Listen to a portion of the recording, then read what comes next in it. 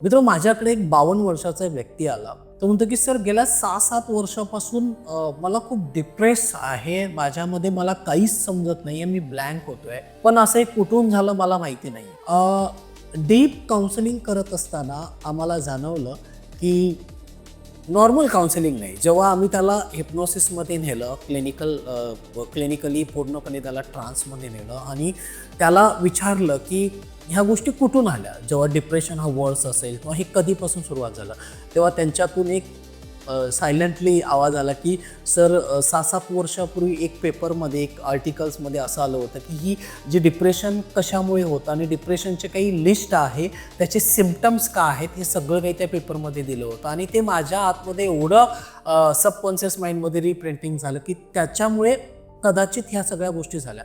Literally तेच झालं होतं आणि त्यांनी ते त्या आर्टिकल्समध्ये बघितलं, त्याच्यानंतर गुगलला सर्च केलं की हे झालं. म्हणजे मला सांगायचं आहे की जेव्हा आपल्याला सिम्प्टम्स असतात, म्हणजे 15 सिम्प्टम्स आहेत डिप्रेशनचे, तर त्याच्यामध्ये 3-4 जरी आले तरी माणूस कापतो, अरे बापरे मला डिप्रेशन आहे की काय, या पद्धतीने तुम्ही विचार करता आणि ते कुठेतरी ना तुमच्या सबकॉन्शियस माइंडमध्ये रिप्रिंटिंग व्हायला लागतं. मित्रो, हे फार चुकीचं आहे. अनेक वेळा माझ्याकडे अनेक क्लायंट्स येतात आणि ते म्हणतात की सर मला हे सिम्प्टम दिसतात. तुम्ही त्याचा अभ्यास केलात का? मग पहिली गोष्ट, you are therapist? No. You are doctor? No. So professionally तुम्ही कुठेतरी गुगलला सर्च करता आणि मग आपल्याला जाणं, अरे बापरे मला हे पण झाले का? अशा प्रकारचे भ्रम तुमच्या मनामध्ये तयार होत असतील तर आत्ताच ते थांबवा.